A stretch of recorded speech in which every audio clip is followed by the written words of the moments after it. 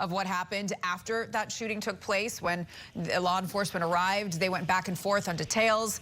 Tre, what was the prosecution trying to establish with the witnesses they called to testify today? Well, they're trying to establish a chain of possession with the gun, kind of the condition of the set when they got there, that it was someone in disarray, where all the ammunition and the guns were. Witnesses could have been talking to each other. He could have put Baldwin in a police car, but he left him there, and ultimately he may have been talking with other people, changing stories. So just kind of setting up the scene to be able to attack that side of it. I got to tell you, I was watching this, and there were moments here, Joseph, that I was like, are these witnesses for the prosecution or are they witnesses for the defense?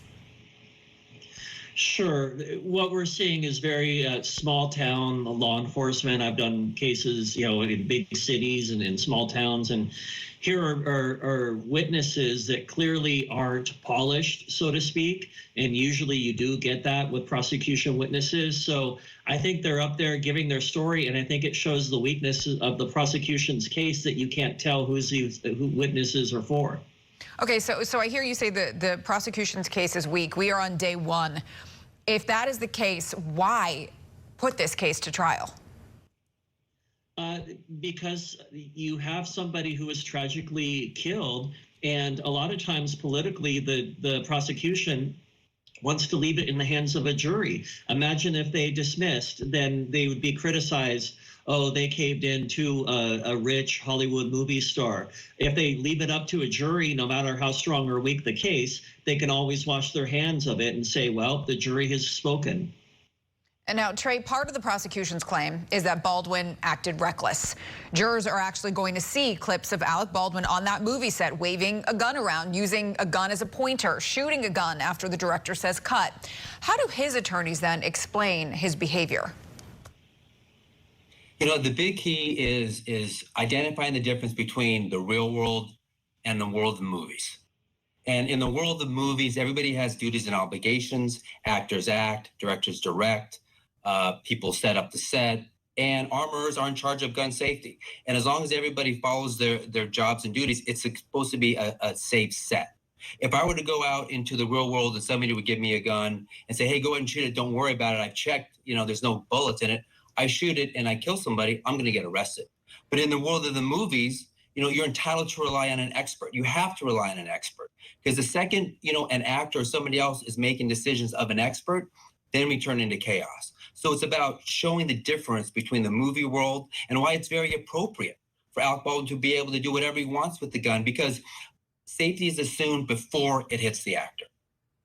Well, in this first day of testimony, we learned that the armorer on the set of that movie, Hannah Gutierrez, reloaded the gun that day, the day that Helena Hutchins was killed. She's the one who put the live round of ammunition in the gun. She's currently serving an 18-month prison sentence for it. We also learned that Alec Baldwin was told the gun was, quote, cold, which means it was safety checked prior to it being handed to Baldwin to use on the set. Joseph, how then are prosecutors attaching blame to Baldwin when he wasn't directly responsible for loading that gun or checking the gun for safety?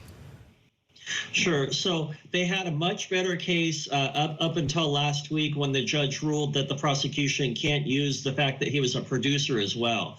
I think that was their best avenue to get a conviction. And with that off the table now, it makes their case a lot harder. The prosecution under the law has to prove that Alec Baldwin acted without due caution and circumspection, and knew or should have known that this was a dangerous situation. So they're going to have to bring up that all actors, no matter who tells you that the gun is cleared or cold, that it is still up to you, that safety isn't just controlled by the higher ups. It goes down the line, and that is the only way that they could get a conviction here. They have to establish that even though the assistant director, David Halls, yelled cold, and the armorer was assumed to be presenting a safe gun, it was still up to the actor to check it. Tre, you mentioned separating the movie set world from, your average everyday reality. What then is the legal responsibility of an actor on a movie set when it comes to handling weapons? And that's really what it's all about. What people have to realize is that an actor goes to somebody else's place of work, which is a movie set, uses somebody else's tools and equipment that's under the care and control and safety of the other person, and is told what to do. Therefore, as an actor, you have very little control over what you're using, over the direction that you're supposed to go as an actor.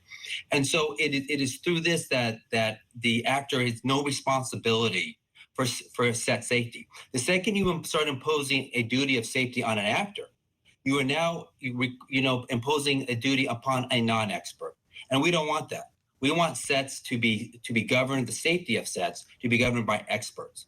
And that is why, as an actor, if he is told by an expert whose sole job on the set is to ensure gun safety, that a gun is safe, he's legally entitled to rely upon it. I mean, that tracks for me. I follow that completely. However, this case is still being presented. Joseph, how is his celebrity? I mean, you mentioned the fact that if the prosecution didn't bring this case, some could say a big-time celebrity is getting special treatment. So how is celebrity going to play into this trial? So 20 years ago, it would have been a huge plus for him. 10 years ago, it would have been 50-50. I think today it slightly cuts against him. I think that the more, people, the jury will be looking at his face. They will be looking to see if he's being arrogant or entitled versus remorseful. So I think it more cuts against him in 2024 than it has traditionally in the past. Joseph Tully, Tre Lovell, thanks so much for joining me. Appreciate it. Thank you. Thank you.